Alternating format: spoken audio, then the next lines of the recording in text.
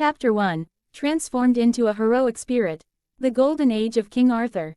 Under the faith and devotion of the people, destiny had finally taken its course. Ding, the power of faith has reached the required threshold. Heroic spirit system activated. What? Arthur stood upon the highest tower of Camelot, gazing down at his magnificent kingdom. Under his reign, many tragedies that should have befallen his people had been prevented. This time, his rule had flourished faster than he had ever anticipated. So my suspicions were correct, Arthur murmured, his expression unreadable as he admired his empire. I always knew it was impossible for me to be just an ordinary King Arthur. If that's the case, then my path is clear. Heroic spirit system activated. Target: King Arthur. A translucent screen suddenly materialized before Arthur, accompanied by a mechanical voice. Character: King Arthur. Title: King of Knights.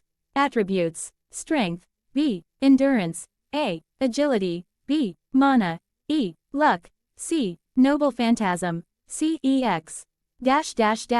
Arthur studied his stats in silence for a long time. These are the same parameters as Arthur in the original records, but why? Logically speaking, shouldn't I be more complete than the legendary Arthur?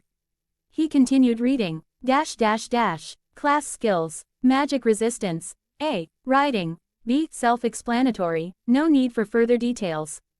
Personal skills: Intuition, A. Same as above. Mana burst, A. Charisma, B. Beast hunting, A. Noble phantasms: Excalibur, the sword of promised victory. Rank, X. Type: Anti-fortress noble phantasm. Range, maximum target. Seeing this, Arthur clenched his fists. Yes, this is how it should be. The Knights of the Round Table remain united. This is the true strength I should wield. This is my greatest advantage. For the first time in ages, Arthur smiled. A true, joyous smile. How long has it been since I felt this happy? Caliburn, the golden sword of victory. Rank, B. Conditions met, A+. Type: Anti-personnel noble phantasm. Range, 1 to 30. Maximum target: the sword in the stone remained unbroken, granting him access to yet another trump card. Arthur sighed in relief. Avalon, the ever-distant utopia. Rank, X. Type: Barrier noble phantasm. Defense target: self. Arthur's heart swelled with satisfaction. Everything was as it should be. The only flaw was that his stats were slightly lower than he had hoped. But even so, they far surpassed those of many other heroic spirits. Suddenly, Arthur called out in a commanding voice. Mordred. The grand doors of the palace swung open, and in strode a warrior clad in crimson armor. His presence was sharp, like a drawn blade. Father, did you call for me? Mordred asked, eyes brimming with admiration. As Arthur's illegitimate son, born of Morgan Le Fay through means that defied conventional logic, Mordred had always taken immense pride in his lineage. Despite their history, Arthur had acknowledged him, treating him as a son in all but title. Though Mordred was technically his adopted heir, Arthur's love for him was no different from that of a true-born child. Thus, Mordred's devotion to Arthur reached unparalleled heights. Arthur studied Mordred's unwavering gaze. His years of effort had not been in vain. Even if I ordered him to die, he wouldn't hesitate. The so-called traitorous knight had been utterly reshaped into Arthur's sharpest sword.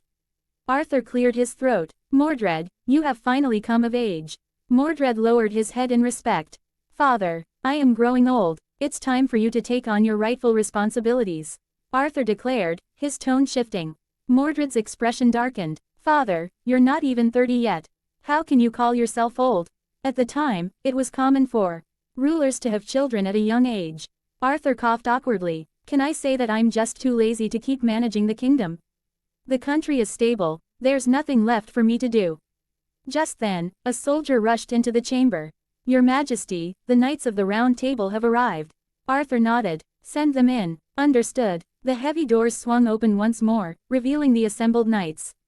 Greetings, Your Majesty. The knights knelt in unison, their armor gleaming under the torchlight. Arthur gestured. Rise. We thank you, Your Majesty. The knights stood, and Arthur faced them solemnly. Today, I heard a call. One day, you too shall hear it. But for now, I must leave. In my absence, Mordred will act as the regent. If I do not return in 3 years, he shall be crowned as the new king of Britain. A heavy silence filled the hall before voices erupted in protest. Arthur, The kingdom still needs you. Gawain was the first to speak. Father, I am still too young and inexperienced. Mordred argued. Arthur, if you must leave, allow me to accompany you. Lancelot stepped forward. If it is your will, then so be it. Bedivere was one of the few who accepted Arthur's decision. One by one, the knights spoke up, their loyalty and concern evident. Arthur remained firm. My decision is final. Turning to Mordred, he placed a hand on his shoulder. Mordred, do not disappoint me. Mordred dropped to one knee. Yes, father. At that moment, a mechanical voice rang out. A summoner requires a heroic spirit. The host will depart in 5 minutes. Countdown commencing. Arthur exhaled sharply. No time left. Mordred, take the throne. Drawing Excalibur, Arthur presented it before the knights. We must act swiftly. The knights, understanding the gravity of the moment, all drew their swords and raised them before Mordred. Humility, integrity, compassion, bravery, justice, sacrifice, honor, soul. They each swore their vows. I swear to protect the weak. Bedivere, I swear to fight against tyranny. Lancelot, I swear to stand against injustice. Gawain, I swear to aid those in need. Geraint, I swear never to harm the innocent. Gareth, I swear to uphold the bonds of brotherhood. Gaheris, I swear to remain loyal to my comrades. I swear to love and protect my people until my last breath. Percival, Arthur held Excalibur horizontally before Mordred. Mordred, do you accept this duty? Mordred met his gaze with steely determination. I do. Swords crossed above Mordred's head. Mordred is now the new king of Britain. Arthur smiled in satisfaction. Goodbye, everyone. His body was engulfed in radiant light. Arthur. As the knights called his name, Arthur took one final look at them, his kingdom, his people. Then, his figure vanished into the light. Arthur Pendragon's journey had officially begun. Chapter 2, Advent, Type Moon World. Fill. Repeat it 5 times. But when each is filled, the cycle is broken. Silver and iron form its base. The foundation is the Grand Duke of Contracts. My ancestor is the great teacher Schweinerg. The winds of the 4 cardinal gates shall rise. Walls shall stand against the falling winds. The gates shall open towards the crown. Step forth, upon the path to the threefold kingdom. In the dimly lit basement of the Tasaka estate, a young girl stood before an intricate magic circle, her tiny hands trembling with anticipation. The flickering candlelight illuminated her twin ponytails, framing her delicate face, Rin Tasaka. Her crimson eyes burned with determination, yet the circle before her remained silent. No surge of mana, no flash of light. Nothing. Why isn't it working? Rin clenched her fists, frustration evident in her voice. If only I could summon a servant, then maybe Sakura wouldn't have had to leave. Her small mouth pouted in disappointment, as if the unfairness of the world could be swayed by sheer willpower. And then, a surge of power erupted from the summoning circle. The basement trembled as a pulse of golden radiance engulfed the room. Sparks of prismatic light swirled around Rin, lifting her twin tails ever so slightly as her eyes widened in astonishment. This is it. She gasped. Did I succeed? But was it truly her success? No, the truth was far more extraordinary. The Holy Grail had deemed this moment fateful, Rin had unknowingly become the perfect vessel for the summoning. And so, fate twisted, drawing in a heroic spirit unlike any other. The moment of reckoning had arrived. I hereby swear, my fate shall be bound to your sword. My life shall be entrusted to your blade. Respond to my call, O spirit of legend. If you would accept this will, then rise. I beseech thee, by the laws of the Holy Grail, by the weight of this command. Come forth, from the 7th heaven. Descend upon this world, my servant. The moment Rin finished the incantation, an overwhelming presence filled the chamber. A torrent of golden light spiraled upwards, forming into something beyond a mere apparition. Rin instinctively took a step back, her heart pounding in her chest. Then, a figure emerged from the summoning circle. Clad in brilliant silver armor, his presence alone exuded the authority of a sovereign. The sheer pressure he radiated sent shivers down the young girl's spine. His blue cape fluttered ever so slightly in the lingering magical energy, and the piercing gaze from his deep blue eyes seemed to hold the weight of countless battles. He was not merely a heroic spirit. He was King Arthur, the man who had built a golden age of knights. The ruler who had led Britain to prosperity. Yet, this time, he was not the King Arthur of legend. This was a real Arthur. Flesh and blood, a soul not confined by the shackles of spirit form, but one who had transcended the nature of the throne of heroes. Rin, still caught in the moment, found herself breathless. The magical theory she had studied told her that servants were dependent on their masters, that they were simply ethereal warriors called forth through mana. But the man standing before her, he was no mere servant. Arthur looked down at the girl before him, taking in the sight of his summoner. She was young, yet her eyes held a spark of defiance and intellect. He smiled, extending a gauntleted hand toward her. His voice was calm yet commanding. "My name is Arthur. I have answered your summons."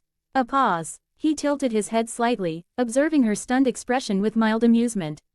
"So, you are my master." Rin stammered, caught off guard. At that moment, Rin Tasaka knew. Her world had just changed forever. Arthur Pendragon had returned, and this was just the beginning. Chapter 3 Rin Tasaka's Dream. The following is from Rin Tasaka's perspective. I am Rin Tasaka, born into a prestigious mage family. For generations, our family has prepared to summon servants, because my father told me that if I obtain the Holy Grail, I can make my greatest wish come true. So, I secretly wanted to attempt a summoning myself, because my dear sister is leaving me tomorrow. I don't want her to go. If I can summon a servant of my own, maybe I can change our fate. In truth, I wasn't very hopeful. My father always said my mana reserves were too low to successfully summon a servant. But tonight, I succeeded. As I initiated the ritual, the summoning circle shone brilliantly, engulfing my vision in red light, and from within that crimson glow, a man appeared.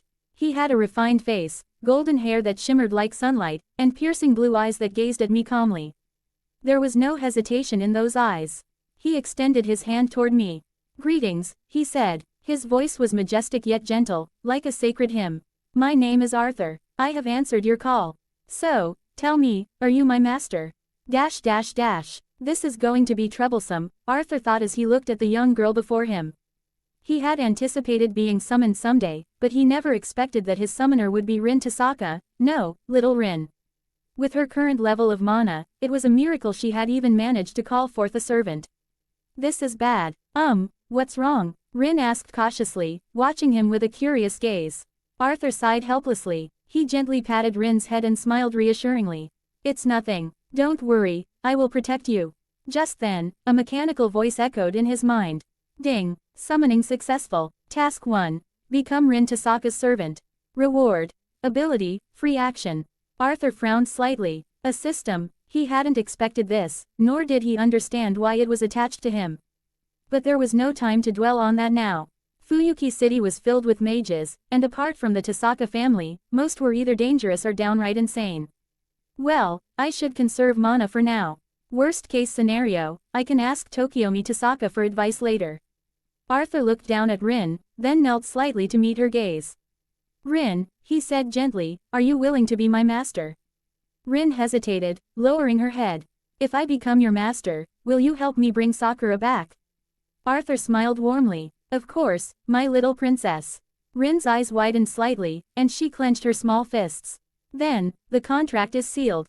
At that moment, a soft glow enveloped her. There was no command seal, as Arthur had not been summoned by the Holy Grail, but both could sense a newfound connection binding them together. Suddenly, Arthur tensed. "Someone's coming," he whispered sharply. "Rin, don't tell them about me yet." The moment he finished speaking, his figure vanished from sight. Just then, the door burst open, and a beautiful woman entered the room. "Rin, what happened?" It was Aoi Tasaka, her mother. Rin quickly composed herself. "It's nothing, mother. I was just experimenting with magic." Aoi sighed in relief but then frowned. "You shouldn't be reckless like that. Magic is dangerous, Rin." Rin immediately clung to her mother's side, her voice sweet and apologetic. "Don't be mad, Mother Tilda, I know I was wrong."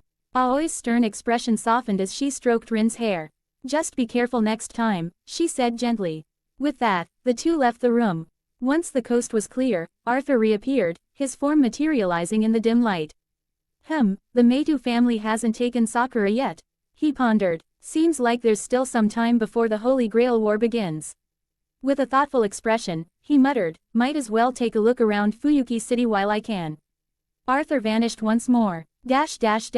Meanwhile, in the same house, two little girls sat together. "Sister, where did you go?" asked a delicate-looking girl with black hair, Sakura Meitu, Rin's younger sister. It's nothing, Sakura, Rin whispered. I just went to find someone really powerful. Powerful? Sakura blinked in confusion. Her mood was heavy, she knew she would be leaving soon, and she didn't want to. Yes, very powerful, Rin said firmly. Don't worry, Sakura, I won't let you be taken away. Sakura lowered her gaze, her voice barely above a whisper. But father won't allow it. Rin clenched her fists. No matter what happens, I won't let them take you. Forget it, she sighed. Let's go to sleep. You'll understand tomorrow. Sakura hesitated, then nodded. She lay down beside Rin, but her thoughts kept swirling. What was Rin planning? And who was this powerful person she spoke of? As her eyelids grew heavy, she made a silent wish. Please, don't let me go. And with that, sleep took her. Chapter 4. Sorry, but this girl belongs to me. Seriously, where did Big Brother go? Early in the morning, Rin Tasaka stood at the door, her tiny foot tapping impatiently against the floor. Really, where did he disappear to? She grumbled under her breath, her frustration evident as she tightly held Sakura's small hand. Oddly enough, she looked more nervous than Sakura herself. Sis, what are you talking about?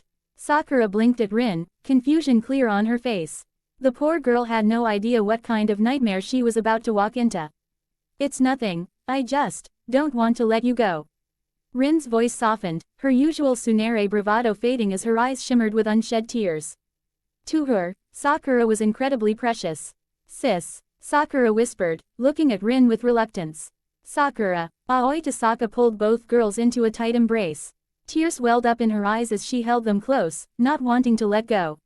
It's all right, Aoi. Tokiomi Tasaka placed a hand on his wife's shoulder, speaking in his usual composed manner. But even he couldn't completely hide the pain in his eyes. After all, it wasn't easy sending away one's own daughter. But what choice did he have? He was bound by duty, and he could not produce two heirs with magical circuits. Suddenly, beep, beep, a black luxury car rolled up in front of them, the sound of tires screeching to a halt piercing the heavy silence. Slowly, the door opened, and an old man stepped out. Heh, dear Tokiomi, it has been quite some time. The man, no, the thing, that emerged was Zuken Meitu. Unfortunately, if there was ever a contest for the creepiest smile, this ancient worm of a man would win hands down. The centuries-old Magus was as bald as a plucked chicken, his limbs as thin as brittle twigs, and his hollow eyes gleamed with something sinister. With his eerie chuckle and unsettling aura, he was less of a person and more of a horror story come to life. Indeed, it has been a while, Lord Meitu. Tokiomi greeted him with a respectful nod, keeping his noble demeanor intact despite his obvious distaste. Heh, Zuken let out another raspy chuckle. As expected of the head of the Tasaka family. Always so refined. Your praise is most kind, my lord.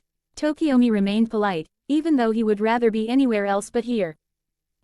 Zuken's sunken eyes scanned the two girls before him, his dry, withered fingers reaching out. A truly lovely child. Do not worry, Tokiomi. I will ensure that Sakura reaches her full potential as a magus.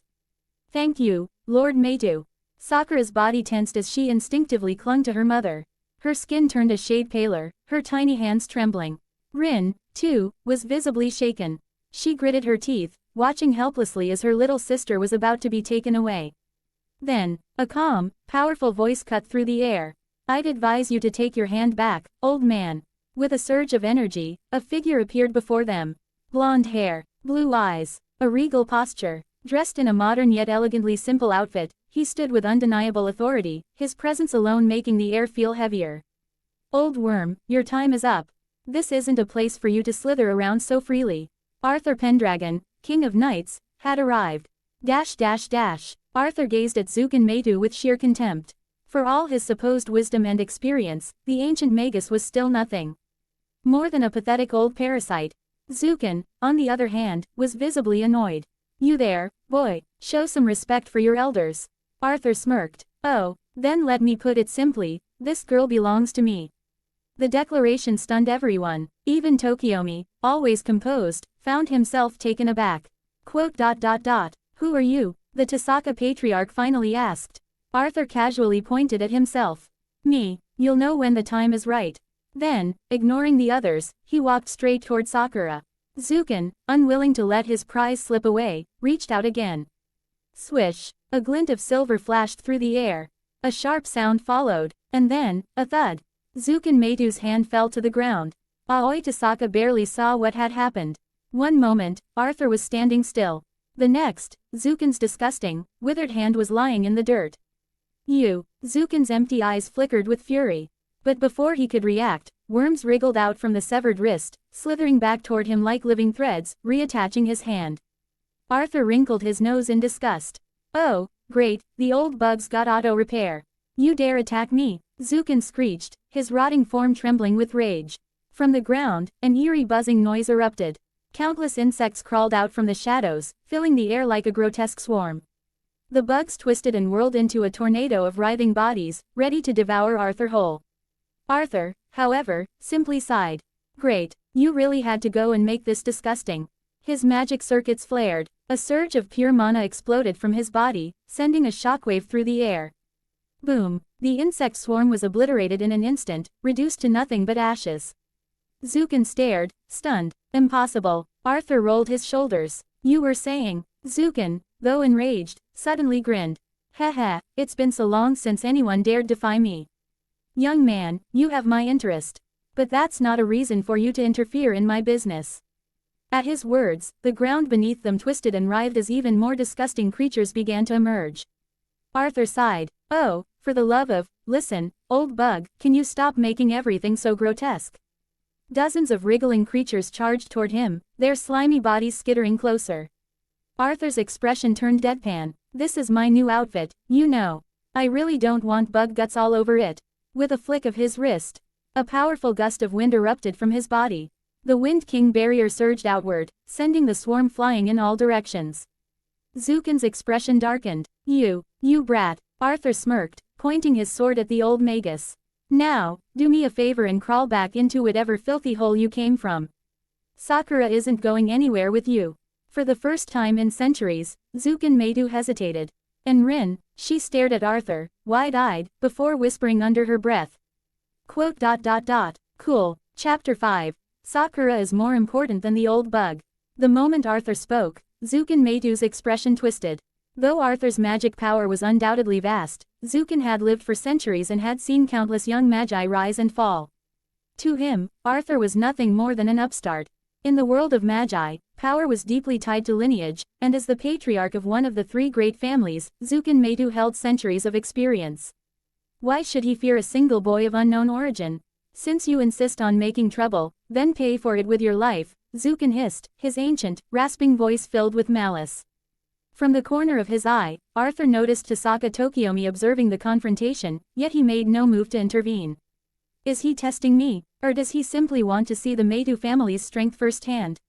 Arthur smirked. Then again, how could Tokiomi seriously expect an old piece of trash like this to train his daughter? Just as Arthur was about to move, a chime echoed in his mind. Ding dong. New mission triggered. 1. Save Sakura from her fate. Reward. 1 attribute enhancement. Condition. Defeat Zukin Meitu. 2. Fulfill Rin's dream. Reward. A random ability. Condition. Prevent Sakura from leaving and change Tasaka Tokiomi's decision. Arthur's smirk widened. Oh, 2 missions at once. Looks like even the world itself wants you to fail, old bug. Zukin's eyes gleamed with eerie light. Enough talk. Die. At his command, the swarm of writhing insects Arthur had just knocked away surged forward again, their grotesque, twitching forms eager to consume his magic. Arthur didn't even flinch. Instead, he burst into laughter. Ha, I thought a decrepit relic like you would have learned something over the centuries, but I guess even immortality doesn't cure stupidity.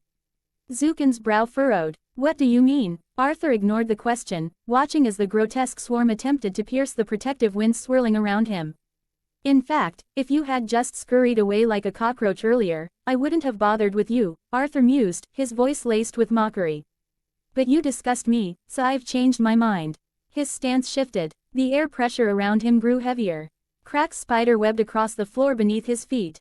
I know you can keep reviving as long as your disgusting little bugs remain, but that just means I'll have to squash a few more of them. In an instant, Arthur vanished. A powerful gust of wind scattered the crawling insects like dust. Before Zukin could react, Arthur was already in front of him, his fingers pressing lightly against the old man's forehead. Goodbye. Zukin did not flinch. Even as his body stood on the brink of destruction, he smirked. Who are you? Arthur chuckled. You don't need to know. Just remember this, if you ever lay your hands on Sakura again, I'll kill you. And this time, I won't stop at one body.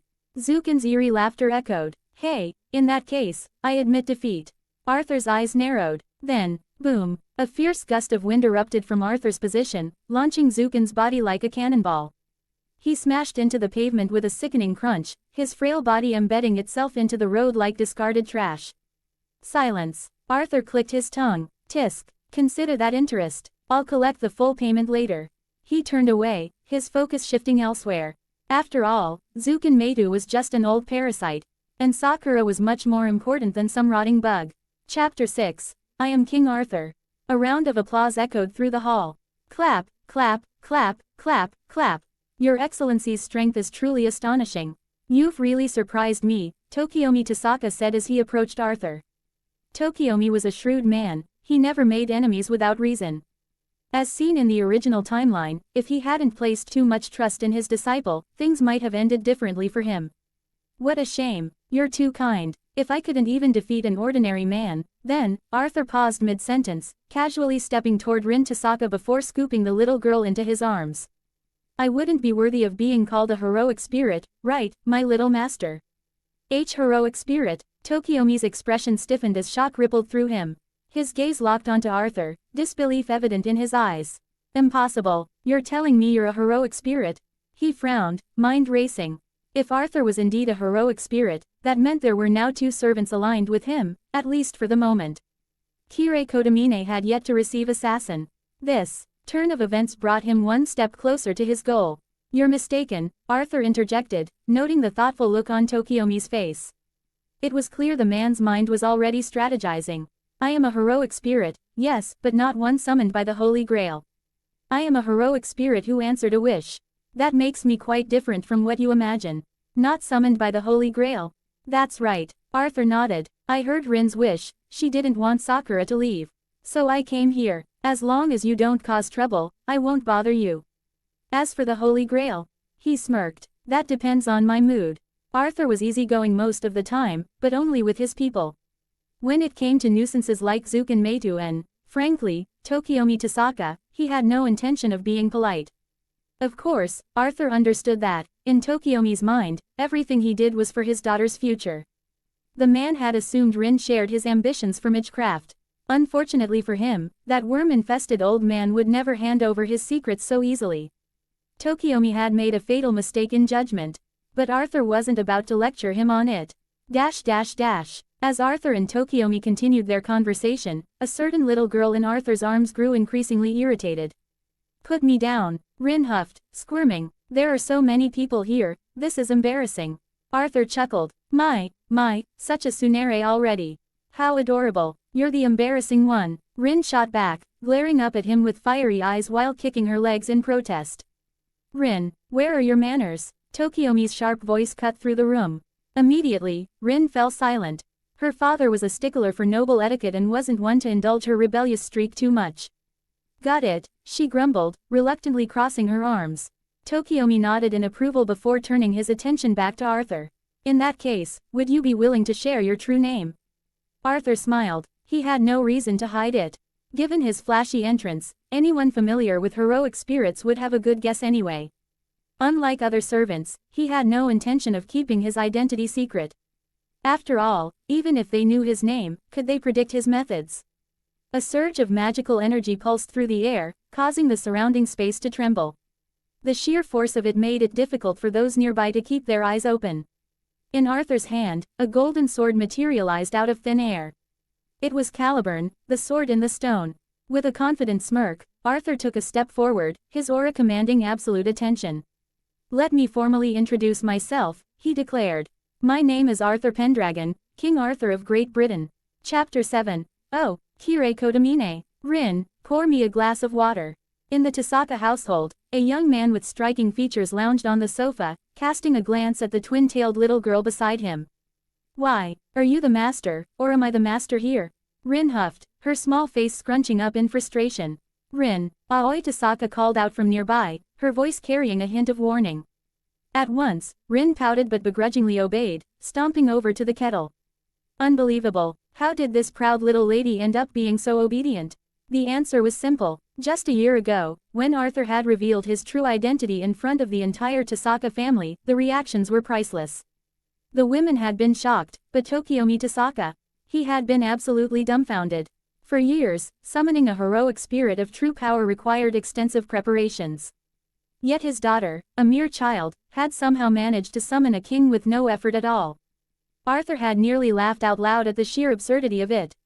Of course, this revelation had also landed Rin in a rather unfortunate situation. Anyone remember how Tokiomi treated Gilgamesh in the original timeline? Yep, that's right. Tokiomi had instructed Rin to treat Arthur with the utmost reverence, as a subject would a king. It was enough to drive the poor girl insane. This shameless so-called servant had been taking full advantage of it ever since, having Rin pour his tea, massage his shoulders, and cater to his whims. The sheer injustice of it. And when she had dared to complain, Arthur had simply smirked and said, "Little girls should act more ladylike." Rin had nearly exploded on the spot. She clenched her tiny fists as she whispered under her breath, "Just you wait. I don't have a command seal now, but when the next Holy Grail War comes, I'll summon you again." And Sakura, standing nearby, wiped the sweat off her forehead at Rin's muttering. Without hesitation, she took the initiative and poured Arthur a glass of water herself. "Brother Arthur, let me do it." She handed the glass to him with a bright, obedient smile. "See, Sakura knows how to behave," Arthur said, taking the glass and affectionately patting Sakura's head. Sakura, who had become especially attached to Arthur ever since he rescued her, happily accepted the gesture. Arthur then turned back to Rin with a smirk. "Rin, you should learn from your sister." HMPH. Rin pouted, refusing to acknowledge him. Of course, this was all an act. Over the past year, Arthur had taken both Rin and Sakura on various outings, doting on them whenever possible. Despite her complaints, Rin had become quite attached to him. And Tokiomi, he had no worries at all. After all, there were few people in the world who could harm his daughter with Arthur around. A sudden visitor. Ding dong. The sound of the doorbell rang through the house. Aoi Tasaka hurried to answer it. "Good morning, madam. Is the master home?" Standing at the entrance was a priest, his expression calm and unreadable. He wasn't particularly large or imposing, but Arthur could immediately sense the hidden strength in him. Arthur's gaze sharpened. "Kirei Kotomine. Interesting." Aoi stepped aside with a polite smile. "Tokiomi is upstairs. Please, come in. I'll call him for you." But Kirei shook his head. "That won't be necessary, madam. I'll wait in the basement." Before leaving, he cast a quick glance at Arthur and then bowed slightly. "Greetings, Your Majesty." Oh, looks like Tokiomi had already informed him. Arthur gave a casual nod in return.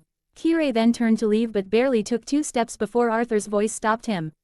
"Next time you come, I suggest leaving that guy outside." Kirei froze. His face remained impassive, but internally, he was shaken. "Impossible. I only just summoned him. Even Master doesn't know yet." "How did he?" Suppressing his reaction, Kirei turned back and gave a small, forced smile. "Understood, Your Majesty." Arthur smirked. As soon as Kirei disappeared, the amusement in Arthur's expression faded. "The Holy Grail War, looks like it's about to begin. A gathering in the basement. King, Tokiomi would like you to join us in the basement." Arthur turned to see Tokiomi standing at the doorway. "Understood." He nodded and got up. Before leaving, he ruffled Sakura's hair and flicked Rin's forehead. "I'll be back." Yeah, just go already," Rin grumbled, rubbing her forehead. But then, after a pause, she muttered, "I don't like that Kirei Kotomine guy." Arthur chuckled and pinched her cheek. "Oh, then do you like me?" "What kind of question is that, you idiot?" "Let go." Rin slapped his hand away. "I hate you." Arthur merely laughed as he walked off. The moment he stepped into the basement, he caught the tail end of Tokiomi's lecture. "Although the Holy Grail is a wish-granting device, it can only fulfill one person's desire. Because of that, 7 masters must battle for it in a bloody competition." Arthur's eyes flickered. "The Holy Grail War, the battle for a miracle. The marks on your hand," Tokiomi continued, addressing Kirei, "are called command seals. These stigmata signify that you have been chosen as a master." Arthur smirked to himself. The pieces were finally moving into place. Chapter 8. Using rewards an assassin. Fighting, bleeding, death, none of these fazed Kirei Kotomine. After all, as an executor of the Holy Church, hunting down heretics was part of his duty. Bloodshed was nothing unusual. However, what puzzled Kirei was why he had been chosen for this Holy Grail War in the first place. Why him, a man of the church? He had been under Tokiomi Tasaka's tutelage for a long time, and he still recalled his father's words. We must put an end to the Holy Grail War, Kirei Kotomine had told him earnestly. Kirei, do you understand why you were made a master? Kirei's mind returned to the present. To assist you in obtaining the Grail, to bring an end to this battle. Exactly. Tokiomi nodded, satisfied. Over time, Tokiomi had thoroughly conditioned Kirei to believe in his cause, otherwise, he wouldn't have been so devoted. The Holy Grail has witnessed the Tasaka family's dedication. At this point, Tokiomi's expression shifted. Recently, my daughter accidentally summoned a heroic spirit, which means that my family now commands 3 servants. This war must end in a Tasaka victory. His voice dripped with arrogance. And, frankly, that arrogance suited Tokiomi Tasaka perfectly. As a magus, Tokiomi was indeed exceptional. His talent was evident in the fact that he was able to summon Gilgamesh. When Gilgamesh was under Tokiomi's command, his stats were BBBAA, but later, when he became Kirei's servant, they dropped to BCCAA. That difference spoke volumes. So, in a way, Tokiomi was right. Clap, clap, Arthur couldn't help but applaud. Damn, the brainwashing here is top tier. If it weren't for Gilgamesh's absurd power, things might have gone very differently.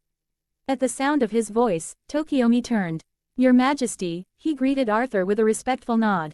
Arthur smirked. Tokiomi, looks like you're well prepared. But where's your servant? In response, Tokiomi pulled out a small ornate box. Honored King, this is my catalyst. With this, I am certain I will summon a mighty heroic spirit. Arthur took a glance at the contents. Snake skin, precisely. You are quite knowledgeable. Arthur nodded, though his thoughts were elsewhere. Gilgamesh is about to show up. I should prepare as well. System, I remember I have 2 rewards to claim. Let's do it now. A turntable materialized in Arthur's mind, displaying 6 options. 1. Clairvoyance. X owner, Solomon. 2. High-speed incantation. C owner, Solomon. 3. Mana burst. C owner, Merlin. 4. Wisdom of the Haunted Realm. A+ owner, Scathach. 5. Defiant Gaze. B owner, Lu Bu. 6. Instinct True A owner, Fergus MacRoic. Arthur's eyes gleamed with excitement. Each skill was a game changer. Except for Defiant Gaze, yeah, no thanks. Clasping his hands together, Arthur prayed to every deity that might be listening. Alright, gods of the heavens, RN Jesus, Lady Luck, please, let me get something good. The wheel began spinning. Arthur focused entirely on it, tuning out Tokiomi and Kirei's conversation in the background. After what felt like an eternity, the wheel finally stopped. Ding! Congratulations, host has obtained the skill, Mana Burst C. Arthur blinked. What? Just AC rank? A pang of disappointment hit him, but he quickly shook it off. Wait, hold on, this isn't bad at all. Merlin's Mana Burst is seriously useful. This should help compensate for my lack of magical reserves. Although he was familiar with Merlin's abilities, having the skill himself made things different. Alright, system, I still have 1 more reward. Use it now. Ding. Congratulations. Host's magic attribute has increased by 1 rank. Current rank. D right pointing arrow C. Arthur let out a deep breath. Wow, the system really doesn't like my low magic stat, huh? Today is just a full-on magic boost day. Though he had been hoping for a more op skill, this was still a solid gain. Without sufficient magical energy, he wouldn't even be able to use big moves without exhausting himself. But now, at least I can use them properly. It wasn't the flashiest power-up, but it was practical. And in a war like this, practicality mattered. Dash dash dash dash dash dash dash dash. Arthur was deep in thought about his current magic power when, all of a sudden, a black shadow appeared behind Kirei Kotomine. Haha, damn guy, you don't take us seriously at all. The shadow sneered with disdain. It was none other than Assassin, Hassan of the 100 Faces. Without hesitation, Assassin lunged toward Arthur at breakneck speed, appearing as nothing more than a blur. Trash hero, die! Hassan grinned wickedly as a dagger materialized in his hand, already aimed for Arthur's throat. Stop! Tokiomi and Kirei reacted immediately, but Hassan had no intention of stopping.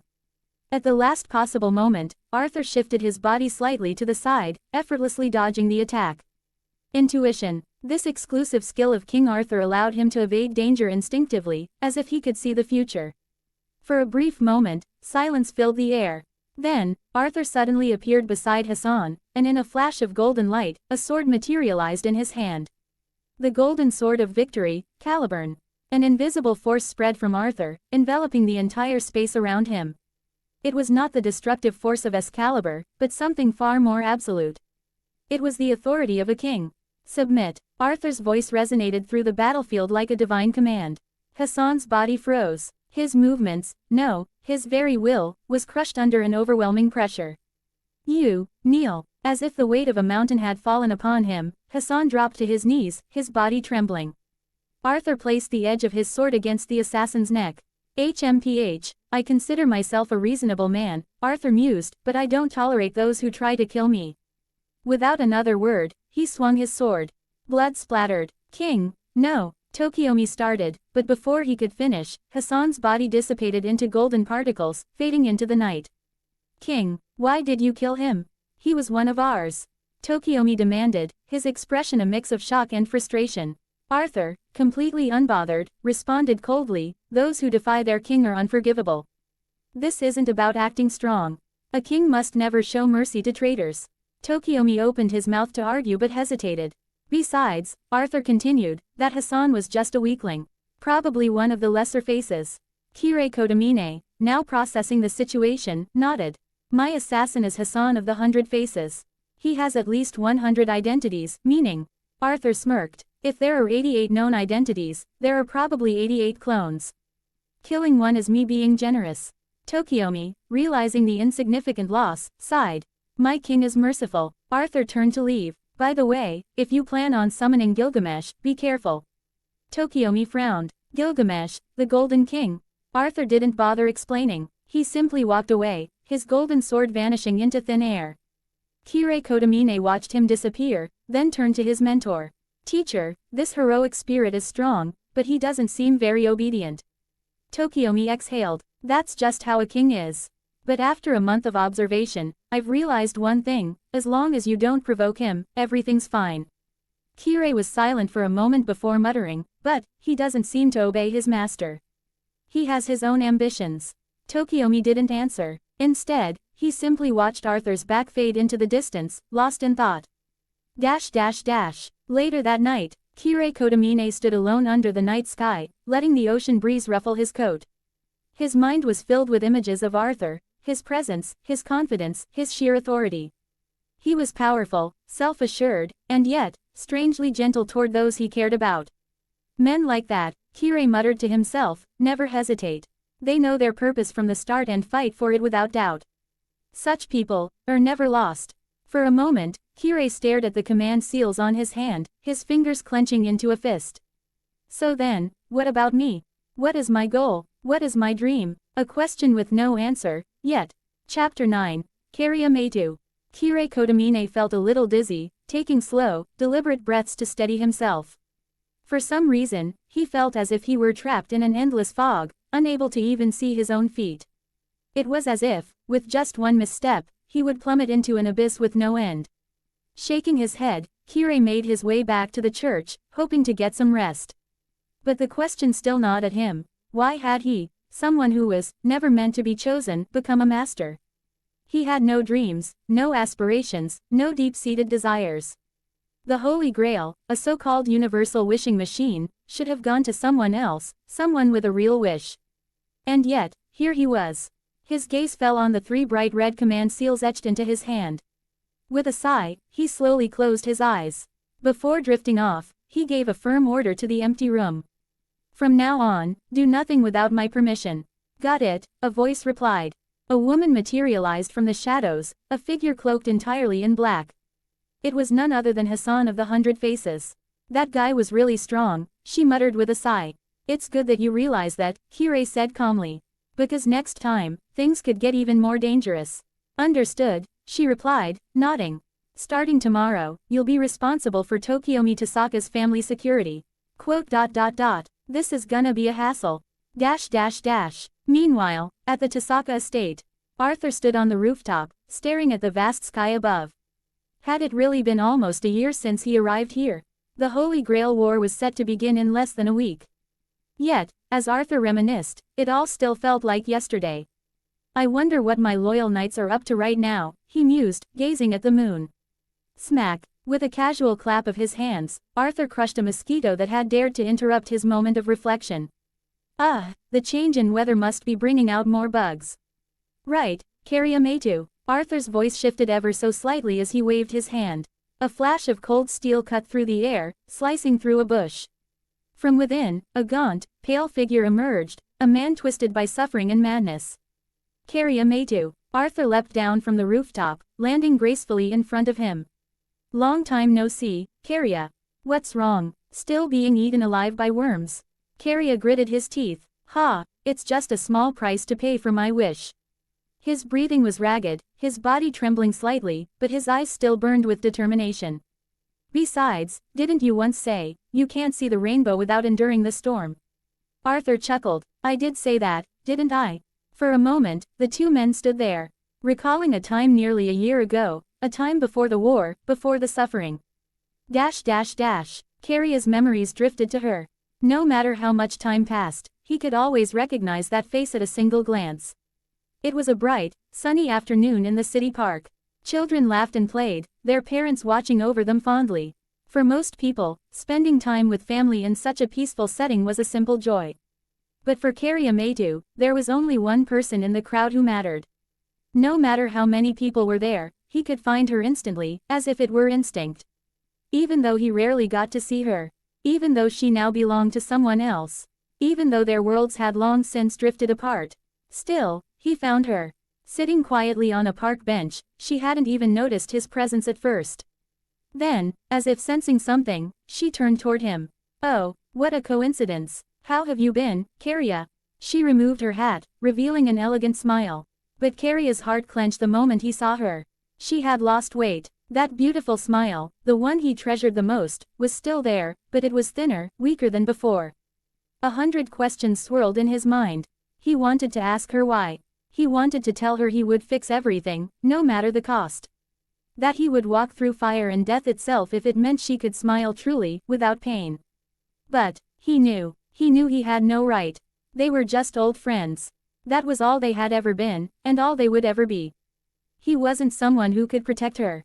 He wasn't someone she could lean on. Perhaps he never would be. We haven't seen each other in a while. You were away for quite some time this time, huh? She said casually. Why yeah, Kirei stammered, forcing a laugh. I guess I was. He thought about her all the time. Every moment, every night, she haunted his mind. And yet, when she stood before him, so close and yet so unreachable, he couldn't even find the courage to speak. It had always been this way. It always would be this way. Maybe that's why, every time he saw her, Kirei found himself at a complete loss for words. Chapter 10. The Eve of the Holy Grail War. Because every interaction with Aoi Tasaka felt awkward, Kirei immediately turned his attention to the one person who could always cheer him up, someone cute and easy to talk to. There, sitting on a small stool nearby, was a little girl with twin ponytails, as beautiful as her mother. She was swinging her legs in boredom, clearly in a bad mood. This bad brother only plays with Sakura and never takes me with him. Little Rin, Kirei called out to her. As soon as Rin saw him, she jumped down from the stool and ran toward him excitedly. Uncle Kirei, you're back. Did you bring me any gifts? Rin, don't be rude, Aoi Tasaka scolded gently with a smile. Rin stuck out her tongue in embarrassment, looking adorably mischievous. Kirei chuckled. These two little girls were like his personal rays of sunshine. Without hesitation, he pulled out 2 small gift boxes from his coat and handed one to Rin. So pretty, Rin immediately opened her gift. Inside was a delicately crafted glass brooch. Its intricate beauty instantly captivated her. Although it was more suited for an elegant young lady than a child, Kirei knew that Rin loved pretending to be grown up. It was the perfect choice. It's so beautiful, thank you, Uncle Kirei. Haha, as long as Rin likes it. Seeing Rin's delighted expression, Kirei felt a sense of satisfaction. Then, he reached for the second gift and looked around for the other girl, Sakura, who was always as gentle as her mother. Rin, where's Sakura? The moment Kirei asked, Rin's face darkened. She looked particularly furious, like someone whose favorite toy had just been stolen. She betrayed me and ran off with someone else. Quote ellipsis quote. Rin, don't talk nonsense. You were the one who refused to go, Aoi Tasaka interjected, unable to hold back her amusement. HMPH. Rin pouted and turned away. Keria was still confused when a voice called from behind him. Rin, come here, your ice cream is melting. A young man with striking features walked over, carrying a small girl in his arms. That girl was none other than Sakura. At that moment, the two of them also noticed Keria. Keria Meitu, Uncle Keria. Sakura immediately jumped down from Arthur's arms and ran toward Keria, leaving Arthur standing there in disbelief. Betrayed so fast. Sakura, long time no see. Keria crouched down with a smile. Gimme gift. Sakura stretched out her tiny hands expectantly. Haha, okay, okay. With a chuckle, Keria handed her the other small gift box. Sakura eagerly opened it to find an exquisite little hairpin, purple, her favorite color. Thank you, Uncle Keria. Happily clutching her new treasure, Sakura ran off to play with Rin. Arthur watched them go, completely speechless. Kids, so fickle. No way am I admitting a tiny gift beat my charm. Keria frowned in confusion. Who are you? I've never heard of Aoi having a friend like you. Before Arthur could respond, Aoi greeted him warmly. King, you're back. King, Keria repeated, looking at Arthur curiously. Nothing important. You'll figure it out later, Arthur said dismissively. He really didn't feel like explaining. Keria narrowed his eyes. Wait a minute, you're a servant, aren't you? Arthur sighed. Well, that didn't take long. With how Aoi treated Arthur with such respect and how Tokiomi entrusted him with his family, Keria quickly pieced things together. So, Tokiomi has joined the war as a master. He has the qualifications for it. Arthur noticed Keria's expression shift. He knew the mere mention of Tokiomi irritated the man. Tokiomi went through a lot to get where he is now. He's earned his place. Keria's face darkened instantly. Went through a lot. That bastard was handed everything on a silver platter. Arthur sighed, shaking his head. What a pity, but tell me, how can you see the rainbow without going through the storm? If you had fought as hard as Tokiomi did, maybe things would have been different. Keria clenched his fists. If I hadn't given up back then, would Aoi have married me instead? Would she have become Aoi Meitu instead of Aoi Tasaka? Maybe, but unfortunately, there was no maybe. The scene shifts once more. Why did you end up like this? Just because of my words. Arthur looked at Keria Meitu with curiosity. This guy shouldn't be so easily swayed. If he were, he wouldn't have distanced himself from the world of magi in the first place. Enough. Just drop it, Keria muttered, turning away. I just want to see them one last time, and if possible, protect them for me. With that, he limped off, his figure fading into the night. Even in his final days, even as his body withered from the torment he endured, Keria Meitu still thought only of Aoi Tasaka and her two daughters. How the hell did it come to this? Arthur frowned. In a world without Sakura, Keria shouldn't have been reduced to this state. He had assumed the old worm Zukin would take matters into his own hands, but reality had played out differently. Of course, what Arthur didn't realize was that, even without Sakura, Keria had plenty of reasons to spiral into despair, reasons that even involved him. But that's a story for another time. Such is fate, no one escapes its cruel hands. Meanwhile, in a quiet village on the outskirts of Fuyuki, a young boy lay in bed, grinning like an idiot, his heart racing with excitement. Staring at the red markings now etched onto his hand, Waver Velvet couldn't hold back his laughter. As expected of me, he snickered, rolling onto his side. A genius magus. A man with grand ambitions. A practitioner holding a genuine holy relic. Of course the Holy Grail would acknowledge him as a worthy master. There was no way it could overlook someone as amazing as him. And now, the proof was right there, 3 red command seals.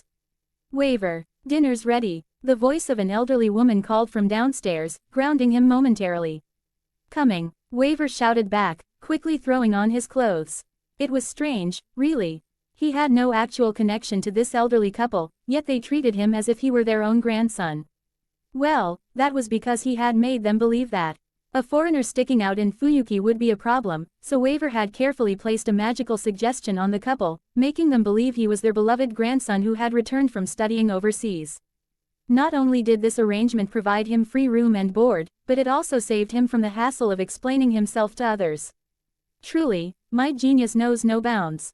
Tonight, though, was the night it would all begin. It's finally time for my holy Grail War. Waver grinned, clenching his fist. He needed a few live chickens for the summoning ritual. It was a small price to pay for the arrival of his legendary servant. He was about to summon the one and only. The King of Conquerors. His servant. Grandpa, Grandma, I'm going to a friend's place tonight. I might be back late, so don't wait up for me. Be careful, dear, it hasn't been safe around here lately, his grandmother warned. They say there's been a murderer on the loose again, terrifying stuff, his grandfather added. Oh, if only they knew. A normal person might feel a chill at those words, but Waver. He was practically buzzing with excitement. Far away, in another country. A lone man stood in the darkness, deep in thought. If this is what you want me to do, then I'll do it. I'll achieve your goals, one step at a time. But, his fist tightened, but I will claim the Holy Grail for myself. I will use its power to fulfill my long-cherished wish. This man, Kuritsugu Emiya, was a paradox. Pitiful, yet terrifying. Hated, yet respected. A man filled with contradictions, yet driven by an unwavering goal. No one is more lost than him, yet no one is clearer about what they seek. After entering his room, he found his wife, Irisfeel, waiting. She was holding a long wooden box. It's amazing, Irisfeel murmured as she lifted the lid. I never thought they could actually find this. Kuritsugu, usually known for his cold demeanor, couldn't hide the flicker of excitement in his eyes. Inside the box lay a golden scabbard. Its entire surface gleamed with a divine radiance, adorned with intricate blue enamel and ancient elven inscriptions. The craftsmanship was beyond human hands. A legendary artifact, a holy relic, Avalon, the ever-distant utopia, a relic that once belonged to none other than King Arthur. Kuritsugu's fingers hovered over it, his expression unreadable. His hands trembled, not from fear, but from anticipation. His path was clear. The Holy Grail War was about to begin. Chapter 11. Kuritsugu Emiya. It's so perfect. I can't believe this is an unearthed artifact from 1,500 years ago. This isn't just an artifact, it's a legendary holy relic. It's a product of an age of magic, far beyond those dusty old antiques. Irisfeel carefully lifted the golden scabbard, her eyes gleaming with admiration. She held it with the utmost care, marveling at its craftsmanship. They say that as long as one carries King Arthur's scabbard, they will retain their youth and emerge unscathed from 100 battles. It grants invincibility, though, of course, it still requires a supply of mana. Kuritsugu, initially captivated by the scabbard's beauty and mystery, soon shifted his focus to its practical use. His calculating expression made Irisfeel sigh. So, what you're saying is, even if I use it to summon a servant, I can still keep it as a tool.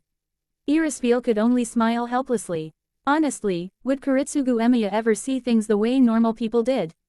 Servants exist as tools. They serve the master, whether they are saber, archer, or lancer. Whenever Kuritsugu entered this cold, tactical mindset, Irisfeel felt as though he became someone else entirely, like he was shedding his humanity, piece by piece. Only you can choose the right servant for yourself. Trust grandfather's judgment. Yeah, Kuritsugu responded, sounding a little impatient. If old man Oct knew how Kuritsugu was treating the rare relic he had painstakingly acquired, he'd probably be fuming, beard bristling with rage. You don't like the scabbard? Irisfeel asked, feigning indignation, though amusement sparkled in her eyes. Of course I do, but let's be honest, who else could summon a more powerful servant than us?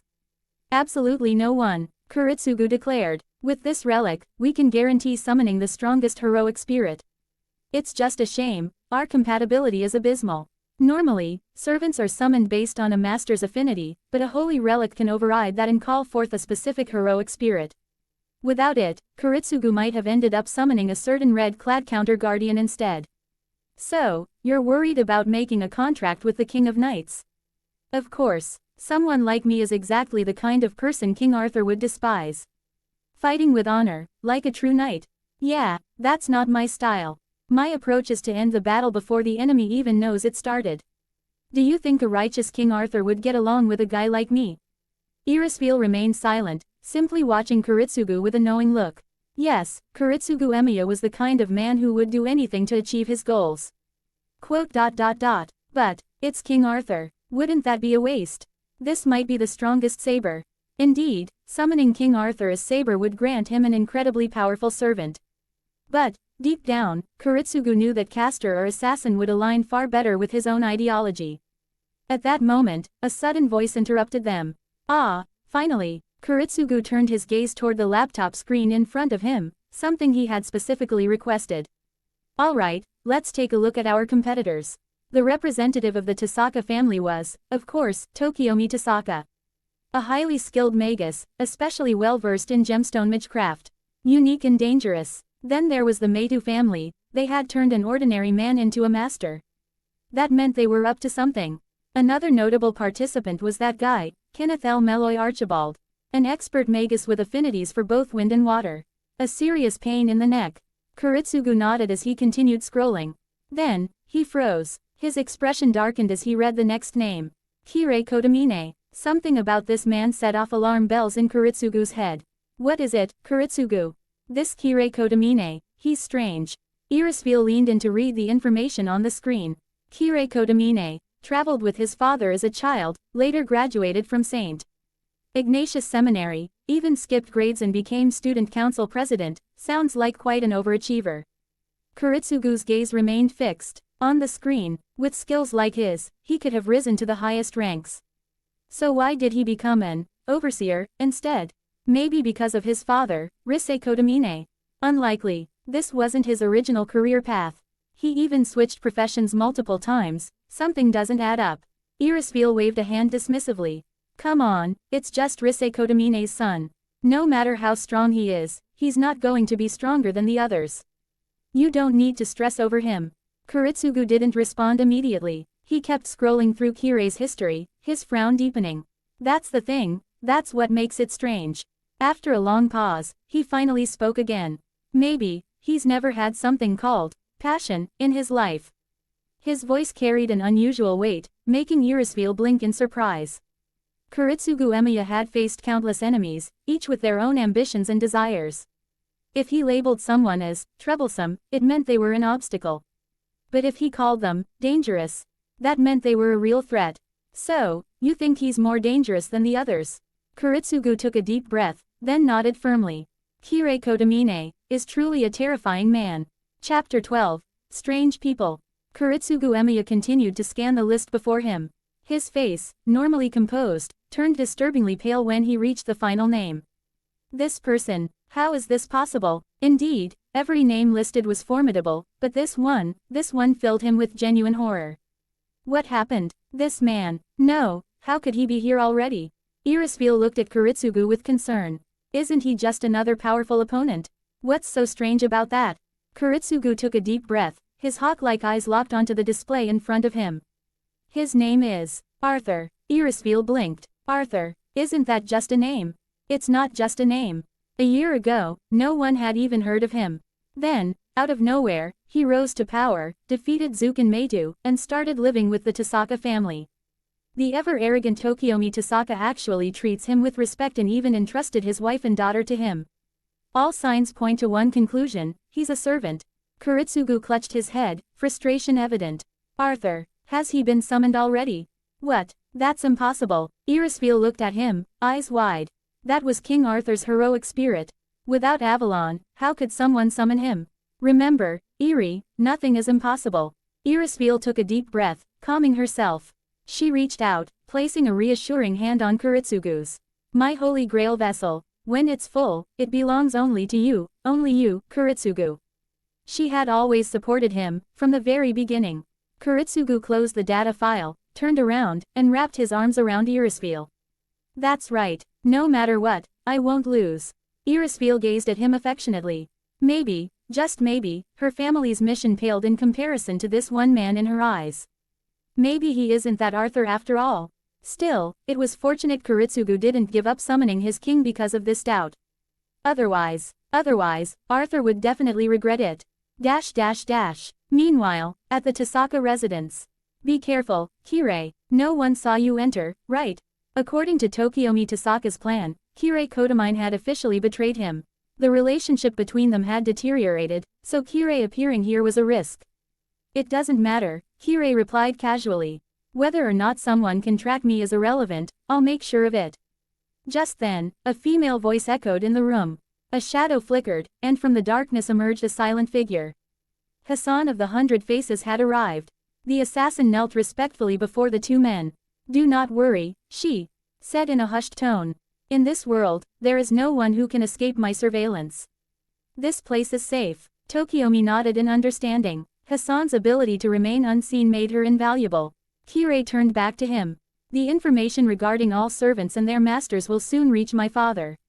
Please wait patiently." Kirei Kotomine had a magical device capable of detecting heroic spirits. Of course, Arthur was an exception. For now, only assassin has appeared, which means the other masters are still preparing. It's only a matter of time. Kirei trusted Tokiomi but knew better than to be careless. Keeping an eye on unknown masters was crucial, and assassin would play a key role in that. "You may go now," Kirei ordered. "Assassin, continue observing the area." "Yes, master." With a faint shimmer, assassin faded back into the shadows. Tokiomi had meticulously planned his approach. First, assassin would gather intelligence, tracking the movements of masters, analyzing their servants' noble phantasms, and gauging their abilities. Once the time was right, Tokiomi would take action personally. To pull this off, his servant needed to be one of the strongest. Yet, surprisingly, Tokiomi's servant had not yet made an appearance. Kirei, noting this, glanced at Tokiomi with curiosity. But before he could ask, Tokiomi smirked knowingly. "I have already made my choice. My servant will undoubtedly surpass all others. Any enemy that stands before him will be defeated." Tokiomi's confidence radiated off him as he spoke. He truly believed his servant was invincible. "Really?" A new voice joined the conversation. Both men turned, and there stood Arthur. "I'm very curious to see just how strong your servant really is," Arthur remarked, a playful smirk on his lips. Tokiomi straightened, realizing his slip-up. Speaking of another heroic spirit so casually in front of Arthur was rather impolite. He quickly moved to apologize, but Arthur simply raised a hand, stopping him. "He is said to be unbeatable if he fights seriously, right?" Arthur continued. "I'd like to see that for myself." Arthur knew Gilgamesh's abilities all too well. Compared to him, Arthur's strength and agility were both rank B, while his endurance was higher than Gilgamesh's B. However, his magic was only D, and even with magical reinforcement, it barely reached C, far below Gilgamesh's A. In terms of noble phantasms, Arthur had fewer in number, but their quality was undeniable. "There's still a gap between us," Arthur admitted. But that's only true for Tokiomi's Gilgamesh. If he were to become Kirei Kotomine's Gilgamesh, well, let's just say the outcome wouldn't be so clear. Thinking about it, Arthur felt a little amused. He wasn't even dead yet. He wasn't technically a heroic spirit. He had heroic spirit abilities, sure, but without the faith bonuses from legend, he wasn't at full power. Still, that didn't mean he was weak. In this Holy Grail War, there were only 3 opponents he genuinely considered threats. "King," Tokiomi said respectfully. "You are truly broad-minded." Arthur smirked. "Flattery suits you, Tokiomi." He had to admit, Tokiomi was quite the smooth talker. It was no wonder the man handled relationships so skillfully. And soon enough, the Holy Grail War would truly begin. Chapter 13 Excalibur Holy Mark, released, Part 1. Kirei Kotomine walked out of the basement and returned to the living room. Outside, he saw 2 little girls struggling with oversized suitcases, their small hands barely able to grasp the handles. "Hello, Rin." "Hello, Sakura," Kirei greeted calmly. The 2 girls immediately stopped wrestling with their luggage and turned to look at him, their big, curious eyes locking onto him. Rin, in particular, had always been suspicious of Kirei. "Hello, Kirei," Rin replied, her voice dignified despite her young age. Although they were still just children, both girls carried themselves with the grace of their mother, Tasaka Aoi. It was clear they were raised as proper young ladies of the esteemed Tasaka family. "Well," Rin at least tried to act the part. "Are you leaving? That luggage looks heavy," Kirei observed. "Yes, that's right," Rin answered, crossing her arms. "We're going to stay at one of our family's secondary houses, away from the city center.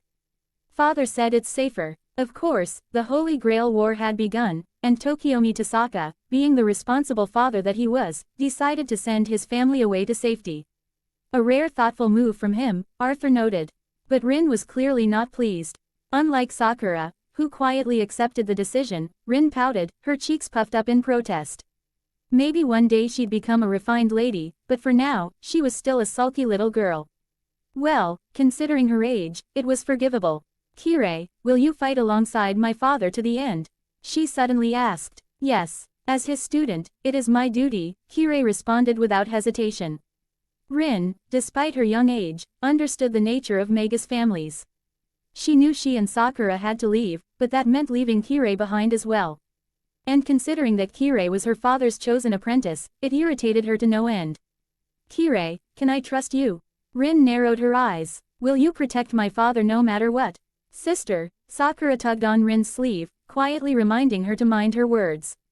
Kirei remained silent for a moment before replying, I'm afraid I can't give you an easy answer. If I could promise such a thing so lightly, you wouldn't need to leave in the first place, would you? Rin's face scrunched up in frustration. HMPH, I still don't like you very much. Kirei, as always, was unaffected. Rin, you shouldn't say such things so bluntly in front of others. It reflects poorly on your family's education, he advised. My family education is excellent, thank you very much. Rin huffed, cheeks turning red with embarrassment. She glared at Kirei and then declared, listen to me, Kirei Kotomine. If anything happens to my father because of you, I will never forgive you. At that moment, Aoi Tasaka appeared. Perhaps she'd noticed the girls were taking too long and came to check on them. Rin, why are you being so loud and disrespectful? No, Rin stammered. It's fine, ma'am, Kirei said with a small smile. She was just giving me a little motivation. Rin, still fuming, turned away with a HMPH. I'll help you carry your suitcase, Rin. It's too heavy for you, Kirei offered. No, I don't need your help. Rin protested, trying once more to lift the massive suitcase, only to immediately regret it. The suitcase refused to budge, and after a few moments of struggling, Rin plopped onto the ground, glaring at Kirei as if it were somehow his fault. All right, let me help, another voice chimed in. Arthur had emerged from downstairs, extending a hand. I don't need your help either. Rin pouted, flipping her ponytails defiantly, but she did shuffle slightly to the side, allowing space for him to grab the suitcase. Arthur chuckled, such a proud little one. He picked up the suitcase effortlessly. Aoi approached and respectfully bowed. King, I hope you can assist my husband. He truly wishes to see his dream fulfilled. Arthur nodded. I will, don't worry. Then, he crouched down and gently patted Rin's head. Little one day, your family will be in your hands. Protect them well. Of course I will, Rin declared, clenching her fists with confidence. Arthur smiled, approvingly, then suddenly, a surge of magical energy radiated around him. The golden aura illuminated the surroundings, and in an instant, a legendary sword materialized in his hand. This was. The powerful presence immediately drew attention. Tokiomi Tasaka rushed outside, his eyes widening in shock as he beheld the sight before him. That sword, could it be? There was no mistaking it. The invincible holy sword, the legendary Excalibur. Arthur raised the sword high and began chanting. The crown beneath the light. As radiant as the dawn. The blade in my hand. Refined by the knight's oath. Turn to gold, repeat the 8 virtues of chivalry. And remember the knight's declaration. As the incantation echoed, a red magic circle spread across the ground. Come forth, my loyal knight, Bedivere. A dazzling burst of light erupted, and within moments, a figure emerged. The woman who stood there was an elegant, silver-haired knight, one of Arthur's most loyal retainers. Bedivere knelt, placing a hand over her heart. My king, I answer your call. Arthur nodded, satisfied. In terms of loyalty, Bedivere and Gawain stood on equal footing. However, Bedivere had always been the one who cared most for Arthur's well-being. It was only natural that Arthur chose him.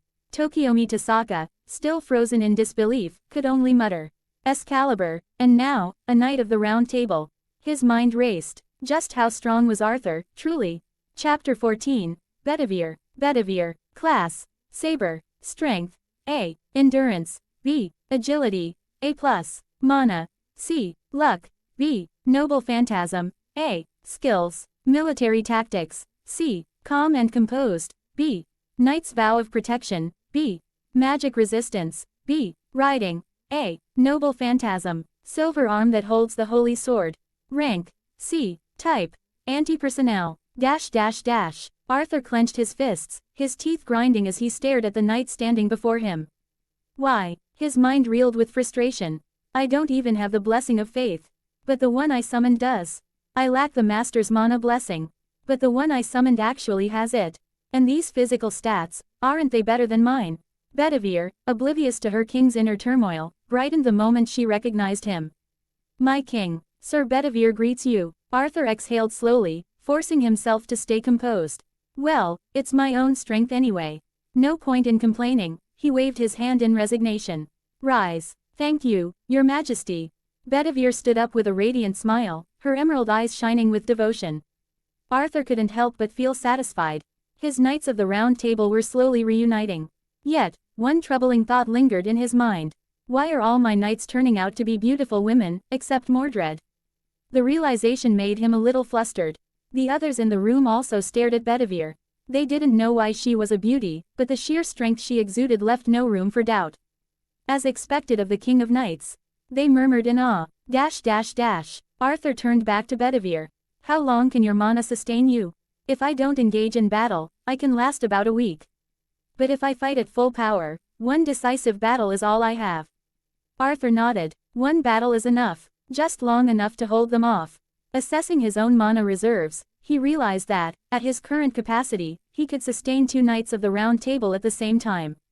Not bad. He turned back to Bedivere. From now on, you'll be responsible for protecting them. They'll brief you on the situation. Understood. I will obey your command, my king. Arthur nodded in approval before turning away. He shooed off Tokiomi Tasaka and Kirei, who had been curiously watching from the side. Before leaving, Rin Tasaka stuck out her tongue at him, while Sakura Maidou gave him a soft, warm smile. Arthur waved them off, knowing full well, this was it. The Holy Grail War had officially begun. Meanwhile, inside the car, Rin was briefing Bedivere about the Holy Grail War. So, our king desires the Holy Grail, Bedivere said, glancing at the 2 girls. That's right, he's doing this to help us, Rin stated firmly. Bedivere's expression grew determined. If that's the case, then the Knights of the Round Table must prove our worth. Our king shall become a legend in this world. Her emerald eyes burned with conviction. Lancelot, Guy, do you hear this? The king needs us more than ever. An hour earlier, in another world. Inside the grand halls of Camelot, Mordred sat restlessly upon Arthur's throne, tapping her fingers impatiently. Father has been gone for too long. I wonder when he'll return, he grumbled. The gathered Knights of the Round Table shared nostalgic looks. Indeed, how is the king faring? Gawain murmured. Bedivere, standing among them, sighed. I miss him as well. Suddenly, a voice thundered through the chamber. Come forth, my loyal knight. Bedivere. The call resonated deep within Bedivere's very soul. It's the king. Did you hear that? Bedivere's eyes lit up with emotion. The king is summoning me. He needs me. A blinding light enveloped Bedivere's body, and in an instant, she was gone. Mordred stared, stunned. What? Why, father? Why summon her but not me? Lancelot sighed, shaking her head. Perhaps, it is a matter of devotion. I hear Bedivere keeps a statue of our king at home and prays before it daily. Seriously? Gawain and the others exchanged skeptical glances. Mordred's eyes gleamed. Then that's it. From now on, everyone in Camelot must have a statue of father. We shall make him a living faith. We must go and find him. Within hours, Camelot had turned into a city devoted to the worship of King Arthur. Meanwhile, Arthur himself remained completely unaware that he was now being revered as a divine figure. And that soon, the true madness was about to begin. Chapter 15. The Holy Grail War begins. A quiet night in Fuyuki City. Deep in a secluded forest, a lone figure stood on an empty lawn, his hands trembling slightly. Waver Velvet took a deep breath, trying to calm his nerves. This was it, the Holy Grail War was about to begin. He had spent hours preparing, making sure every detail was perfect. With careful precision, he drew the summoning circle on the ground, using chicken blood to inscribe the necessary patterns. He muttered to himself, double-checking the incantation. No mistakes, no mistakes. With one last deep breath, he began the summoning. Let silver and iron be the foundation. Let stone and the Archduke of Contracts be the cornerstone. Let my great teacher Schweinberg be the ancestor. Let the winds blow against the 4 walls. Let the gates be closed, and let the crown emerge. From the 3-forked road to the kingdom, let it be guided and bound. Meanwhile, in another part of Fuyuki City, Tokiomi Tasaka stood before his own magic circle, a gleaming red gem in his hand. He let a single drop of blood fall into the circle, his expression serious. Kirei Kotomine, Risei Kotomine, and Arthur watched in silence. The altar before them was covered with relics, the most prominent being a shed snakeskin. Kirei frowned. Snakeskin, seriously, even with his usual indifference, he couldn't help but feel a little unnerved. But there was no turning back. The moment had come. Elsewhere, Kuritsugu Emiya stood beside a simple magic circle, frowning slightly as he checked his work. Irisville, standing nearby, looked unimpressed. That's it, just this simple pattern. Kuritsugu didn't even glance at her as he replied, summoning a heroic spirit isn't about theatrics. The Holy Grail does the real work. I'm just setting the coordinates. With that, he placed Avalon, the legendary scabbard, into the center of the circle. All right, it's done. In the decaying depths of the Meitu family's underground lair, the air was thick with the stench of rotting insects. Meitu Keria stood in the darkness, his body racked with pain, his breath shallow. Meitu Zukin observed him with an eerie smile. Do you remember the summoning spell? The old monster asked. Keria nodded weakly. Not bad, but you need to add 2 more spells, Zukin instructed. Why? The old man let out a dry, raspy chuckle. Because you are weak, Keria. If you want this to work, you'll need a little push. Zukin's grin widened, his voice filled with twisted glee. Add mad enhancement to the servant. Let it consume them. Keria clenched his fists, ignoring the agony in his body. He had no choice. This was for Aoi, for her daughters, for the promise he made. He could endure. He had to endure. And so, all across the city, under the same moonlit sky, mages stood before their summoning circles, preparing for the war to come. Though their reasons differed, their goal remained the same, to claim the Holy Grail. Waver inhaled sharply, his heart pounding. This was it. Declare. He raised his hand, pouring all his magic into the chant. Let your soul be clouded with chaos and your heart with rage. Come forth, prisoner of madness. I am your master, and you shall serve under these chains. At the same time, Keria, gasping through his pain, chanted his own spell. Thou art the guardian of balance and the chains of restraint. Come forth from the wheel of fate. Then, a blinding light, a surge of wind and lightning. Magic erupted in all directions as the summoning circles activated, tearing through time and space. And then, a figure clad in golden armor stepped forward. His presence was overwhelming. His very being radiated arrogance and majesty. Tokiomi's eyes lit up with excitement. He clenched his fists, grinning like a madman. Kirei, look at this. This war is ours to win. Gilgamesh had arrived. From the swirling magical energy of another circle, a second figure stepped out. A knight in silver armor. A golden-haired warrior with piercing emerald eyes. She gazed forward, calm yet resolute. I am Saber. I have answered your summons. She raised her gaze, locking eyes with her summoner. Now, tell me, are you my master? Chapter 16, King of Heroes. Tokiomi Tasaka's residence. Interesting, the Holy Grail War. A man clad in golden armor stepped forward, his crimson eyes gleaming with arrogance. His face was undeniably handsome, but the overwhelming sense of superiority only added to his presence rather than detracting from it. He stood as if the world itself was beneath him. Tokiomi Tasaka immediately bowed in reverence, while Kirei Kotomine and his father, Risei Kotomine, inclined their heads slightly in respect. Yet, the golden figure paid them no mind. Instead, he gazed upon the world around him, as if appraising a mere collection of trinkets. HMPH, though this land is small and insignificant, its cries were enough to rouse me from my slumber. You should consider yourselves fortunate, mortals. The weight of your sins is great indeed. The voice that echoed in the room was unlike any ordinary sound. It was regal, it was commanding, it was the voice of an absolute being, one that demanded worship by its very existence. Tokiomi Tasaka lifted his head and spoke with the utmost deference. Your Majesty, I am honored beyond words to witness your radiance. Gilgamesh turned his gaze toward the Magus, his expression unreadable. Then, with a flick of his wrist, he scoffed. Disrespectful worm. As a mere mortal, you dare to look upon me without my permission. Your kind exists only to grovel, to worship, and to serve. He stepped forward, his presence alone exuding an unbearable pressure. Your very existence offends me. Were it not for the pathetic display of reverence you've shown, I would have had you crucified for such insolence. But, I am feeling merciful. Tokiomi Tasaka swallowed hard but maintained his composure. Your wisdom and generosity are boundless, King of Heroes. I am Tokiomi Tasaka, your loyal subject.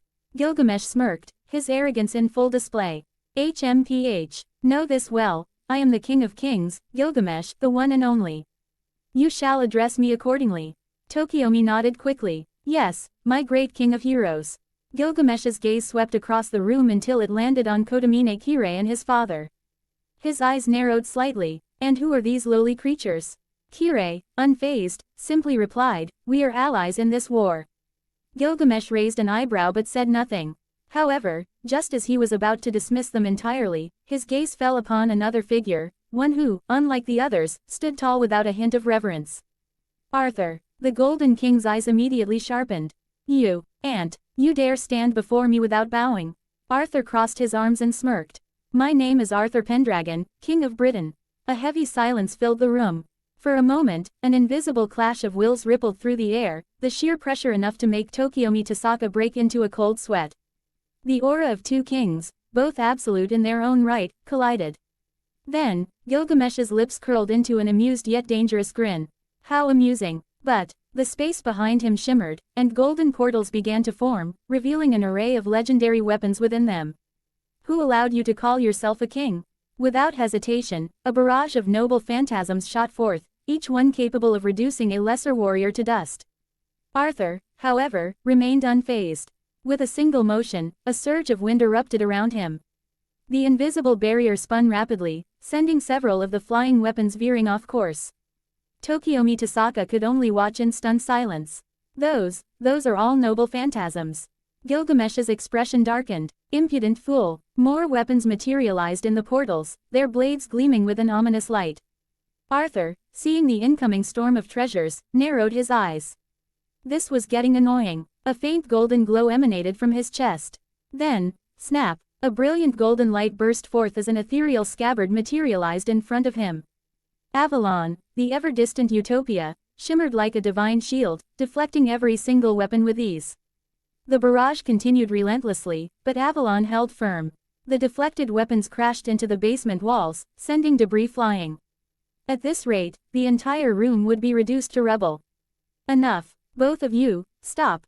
Tokiomi Tasaka finally shouted, stepping between them. Arthur and Gilgamesh both halted, though not out of obedience. Rather, they had the same thought. If this fight continued, the entire mansion might collapse. Gilgamesh clicked his tongue in irritation. HMPH. Not bad. That treasure, it is of EX rank, is it not? Arthur nodded. Correct. Gilgamesh chuckled darkly. Interesting. I will kill you when the time comes. Arthur smirked. Let's see if you can. Gilgamesh turned, his golden armor gleaming under the dim light.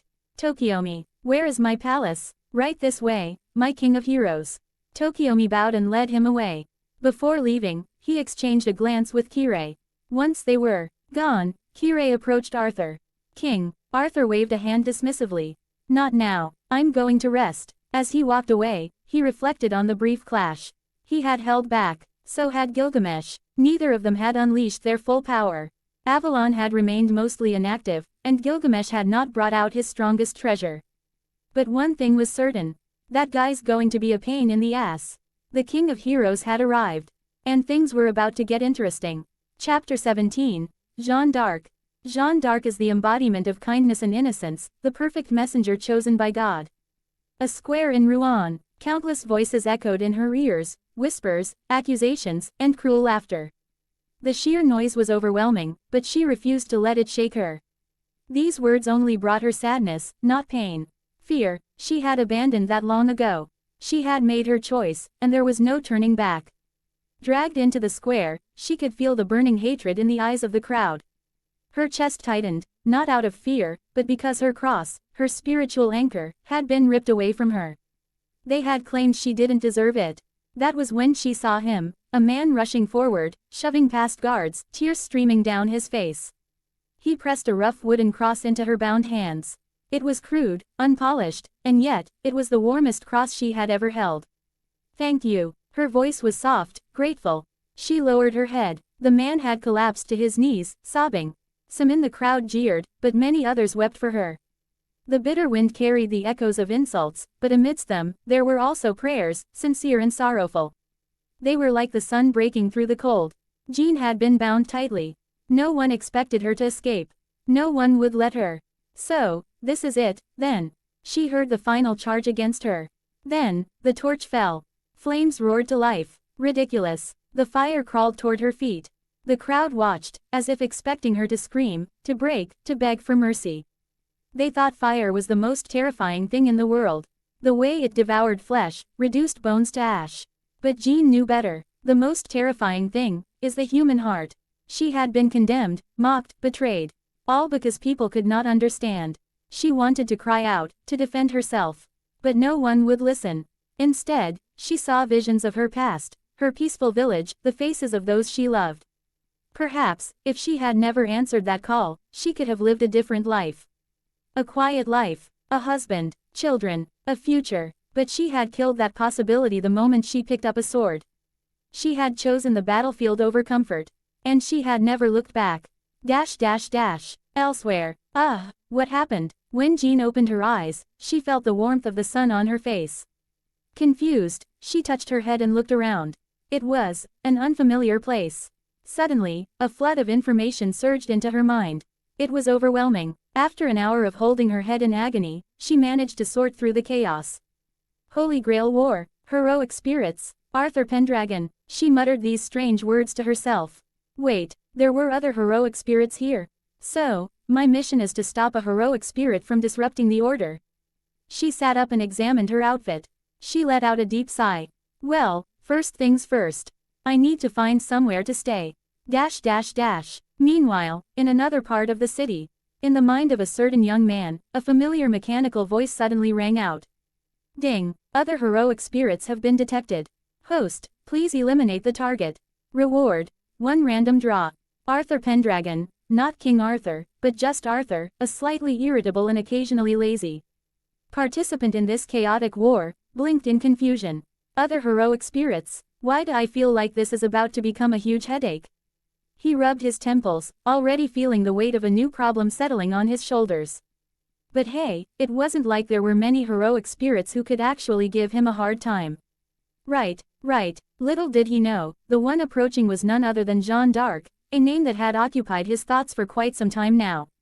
And just like that, things were about to get a whole lot more complicated. Chapter 18, King of Conquerors. A towering figure stood amidst the quiet, modern library, a man nearly 2 meters tall, his muscular physique exuding raw power. His fiery red beard and wild hair complemented his piercing eyes, while a majestic crimson cloak billowed behind him. For a man like this to appear in a peaceful library felt completely out of place, almost comedic, if not for the sheer absurdity of the situation. Unfortunately, the only witness, a certain panicked young man, was far from amused. Idiot, you absolute fool, why can't you act like a proper heroic spirit? And why in the world did you just break down someone's door? Waver Velvet, a young mage with more grievances than he could count, was currently on the verge of a breakdown. Meanwhile, the cause of his distress, the mighty king of conquerors, Iskander, seemed utterly unfazed. Instead, he happily pulled 2 thick books from a shelf. Because I wanted these, Iskander said cheerfully. If I were a true hero, I wouldn't be able to take them. Waver gawked at the ridiculous statement. So you destroyed someone's house, for 2 books? Are you serious? Details. Iskander waved off his concerns before grinning. Now, let's be off. Waver's jaw nearly unhinged. Are you insane? If we just run, we'll be labeled as thieves. Iskander's expression turned exaggeratedly offended. Thieves? Ha, only cowards sneak away. But if we leave boldly, as if we own the place, then we are conquerors. His voice was filled with so much confidence that, for a split second, Waver almost believed him.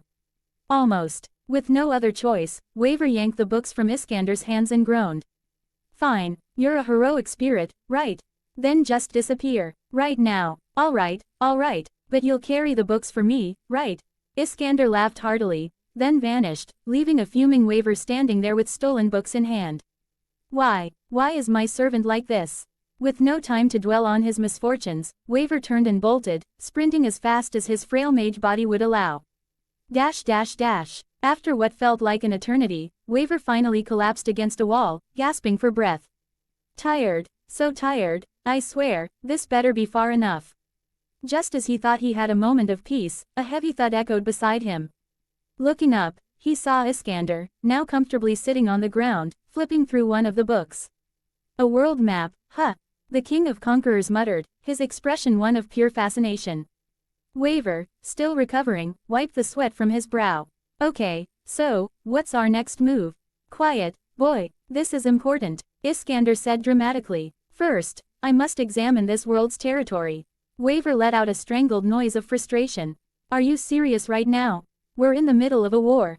Iskander's grin widened. That's exactly why. Conquest requires strategy, and strategy begins with knowing the land. His large finger traced the map, his eyes scanning the details before he suddenly burst into laughter. Ha ha ha ha, this is my empire. This tiny thing. Incredible. Waver sighed. I told you, your kingdom was only this big back then. He pointed to a small section on the map, but Iskander seemed even more excited. Small or not, it was mine. But now, look at this. The world has been fully explored. Ah, this truly is a fascinating era. Waver, meanwhile, was seriously reconsidering his life choices. This is the Holy Grail War, Iskander. A serious battle for an all-powerful wish.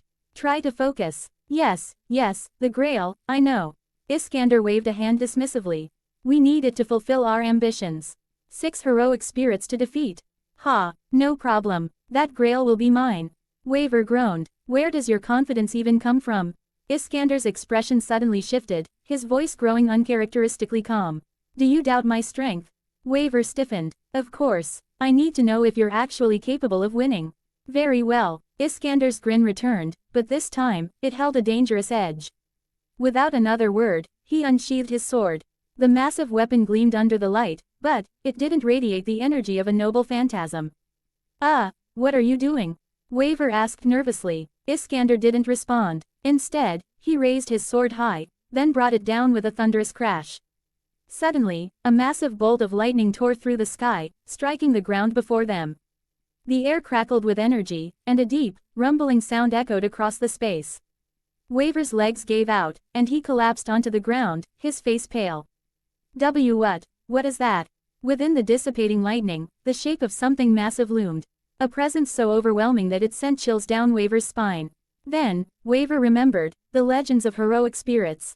Every heroic spirit carried the embodiment of their legend, their greatest weapon, their noble phantasm. And this was Iskander's. This is my chariot, the Gordius wheel. Iskander declared proudly, a true steed of conquest. But it's not my trump card, not yet. That, my boy, is for those who deserve to witness it. Waver stared, speechless. His servant wasn't just strong, he was terrifying. The sheer power radiating from that noble phantasm could flatten a city in an instant. A bead of sweat dripped down his forehead. Holy hell, what have I gotten myself into? Iskander, meanwhile, turned to him with an expectant grin. All right, enough gawking. We should go. Waver, still shaken, stammered, go, where? To gather information, of course. Find the other servants, and I'll crush them. Waver groaned, rubbing his temples. This is going to be a nightmare. Iskander clapped him on the back with a booming laugh. Relax, boy, this war is nothing more than a grand adventure. And I, Iskander, the King of Conquerors, shall claim victory. Waver, rubbing his bruised shoulder, let out a deep sigh. I swear, I'm never summoning a rider again. Chapter 19. The Meaning of Life. What is the meaning of life? What's so scary about death? Ryunosuke Uesugi had pondered that question more than once. He didn't remember when it started, but at some point, he began to think about where people come from and where they go. What is the point of existing? Since everyone dies eventually, why bother living even a few more days? That was Ryunosuke Uesugi's usual thought process. He couldn't understand why the people he tortured always looked at him with such terror, why, even at death's door, they clung to life with such desperation. Why? You're going to die anyway. What's so bad about it?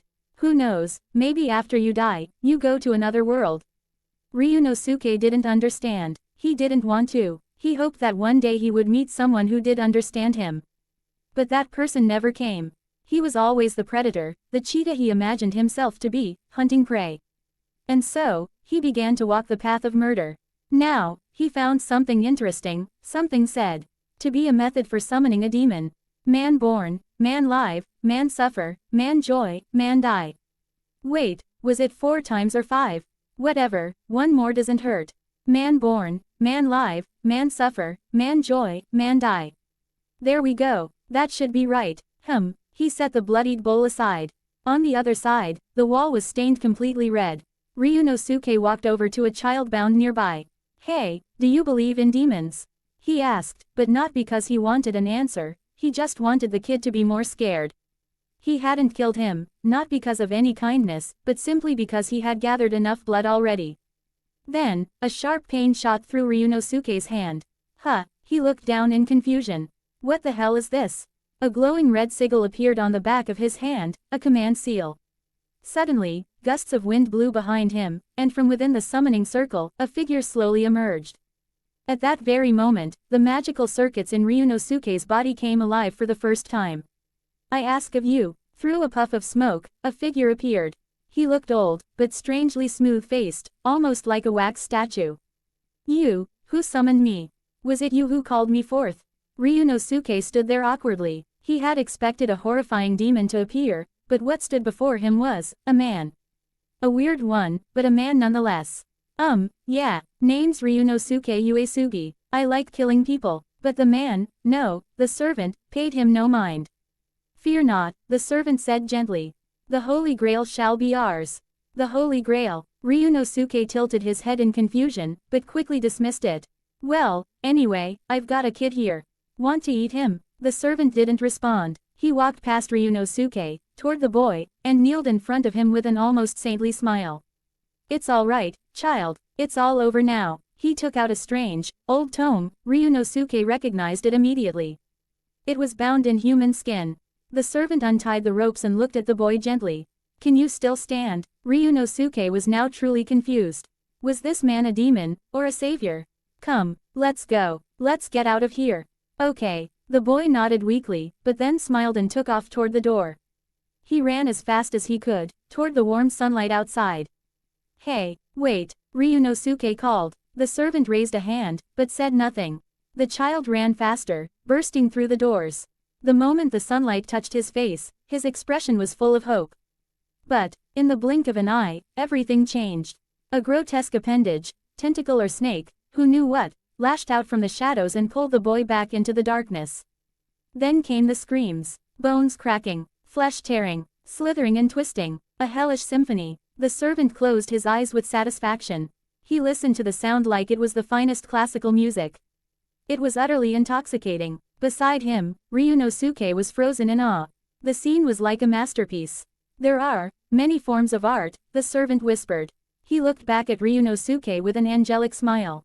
Ryunosuke stared at him with admiration. The servant introduced himself at last. I am Giles de Rais of the Black Arts. And you, my master, shall witness true beauty through horror. And from that moment forward, the two became partners, not just in the Holy Grail War, but in madness. Thus appeared the final pair in the Fifth Holy Grail War. A twisted master and an even more twisted servant. They were the most loathed of all. Chapter 22 King Arthur. Brother, why do you want to take us out to play today? On the street, a handsome man, with 2 cute little girls, one holding the other's hand, attracted countless people to look back. However, the person involved did not have intuition. Behind him, there was a big beauty. Sakura, Rin, I haven't played with you for several days. Do you miss me? Arthur looked at the 2 little girls and said gently. Yes, this is Sakura. No, this is the arrogant Rin. Really? Arthur asked Rin with a smile. Of course not, Miss Rin is talking about you every day. Bedivere said softly behind her, covering her mouth. No, Rin covered her face embarrassedly, I didn't talk about him. Okay. Arthur didn't say anything else, and directly pulled the hands of the 2 little girls. Whatever you want to do today, I will accompany you. Okay. Sakura clapped her hands happily. Ran to the side. Look at this, brother, I want to go to the movies. Arthur went over and touched Sakura's little head and nodded. Looking at the happy expressions of the 2 little girls, Arthur also felt comforted from the bottom of his heart. Every time Arthur saw Sakura happy, he would feel calm in his heart. Fortunately, he saved Sakura at that time, otherwise, this little Angle's life might be ruined. At the same time, Arthur also had some ideas in his mind. He must turn Sakura into a qualified mage, because he found that every time Tokiomi taught Rin, Sakura's eyes were full of envy. Forget it, there must be a way. Arthur thought silently in his heart. So, Arthur took 3 beauties, 1 big and 2 small, to watch a movie. It just so happened that today's movie was King Arthur. As for the movie time, let's not pursue it. After entering the cinema, Arthur said to the ticket lady, 4 movie tickets, please. But who knew that the ticket lady said, I'm sorry, our movie theater just now was reserved, but we have more movies for you to choose from. Arthur didn't listen to her much, lowered his head, and said to Rin, oh no, we can't watch it, let's watch something else. No, it's not easy to watch a movie with my brother, let's watch your movie. Rin's unhappy expression can be seen at a glance. She hasn't seen it for several days, and she encountered such a disappointing thing, which made Rin feel very bad. Arthur looked at the ticket seller helplessly, I'll pay double, can I? This. The waiter hesitated for a moment, and then said again, I'm sorry, we really have rules. Arthur could only spread his hands helplessly. There is no way, he is not Gilgamesh. If Gilgamesh comes, as long as someone dares to refuse him, he will cover all the treasures of the king in minutes. However, Arthur will not make trouble unreasonably. If he does this, then he is not Arthur. Arthur was about to turn back to comfort the little girl. At this time, a nice female voice said behind him, it doesn't matter. If possible, I still hope that more people can accompany me to watch movies. Arthur heard the voice and looked back. He saw that the person who came was a beautiful young woman from the west. Next to her, there were 3 beautiful maids. These are not the point. The point is, on the other side of her, a beautiful and moving woman was standing there, wearing a straight suit, which gave people a heroic feeling, as if it should be so. Seeing the person coming, Arthur exclaimed in his heart, Artoria. Irisville. Arthur was also surprised that he could meet here. However, why are the 2 of them here? Let's start from the beginning. An hour ago, at a certain airport, a plane has landed, and several women walked out of it. Irisville Einsburn, this woman walked in front of them. Kuritsugu was born here. Irisville looked at everything here happily. In order to go out, she also changed into a more ordinary set of clothes. A silk shawl and a silver fox fur coat. No matter how you look at it, it can't be an ordinary dress. In addition to her elegant and beautiful appearance, each piece shows that she is not ordinary. Saber, do you like the feeling of being in the sky? Irisville said to Saber behind her. No feeling, it seems the same as usual. I wanted to see Saber's surprised expression, but unfortunately, Saber was still as calm as before. Really, I thought you would be very excited. Irisville, you don't think I know nothing, do you? Seeing Saber's speechless expression, Irisville immediately said simply. Indeed, flying may not be difficult for heroic spirits. No, it's just that when heroic spirits descend, they already have the knowledge of this world, so I think it's no big deal what I can control. Irisville was immediately frightened. Could it be that you can fly a plane? It should be possible. I have the ability to ride, and I should be able to control it skillfully as long as it is a tool. Irisville also smiled happily. She really couldn't imagine Saber's expression holding the reins on the plane. Looking at Saber's cute look, Irisville was still very happy.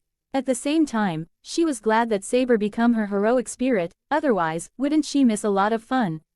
How lucky. I can come here with Saber, but I don't hate it at all. Irisville covered her mouth to prevent herself from laughing out loud. I always feel that you haven't told me something. No, let's go buy clothes. Quote. Saber opened his mouth and didn't say much. So, Saber changed into one of his European suits. But it was beautiful. Saber, how about this outfit? Very good, it's more convenient for me to move, and I've been used to wearing men's clothes for a long time. The 2 began their journey. Along the way, Irisville was like a bird just out of the cage. She happily observed the things around her. It's not easy to come here, otherwise, let's go out and have a good meal. Irisville, we still have a lot of things to do. Unfortunately, before she finished speaking, she was dragged away. If Arthur saw this scene, he would definitely be surprised and say, I didn't expect that my king would refuse food.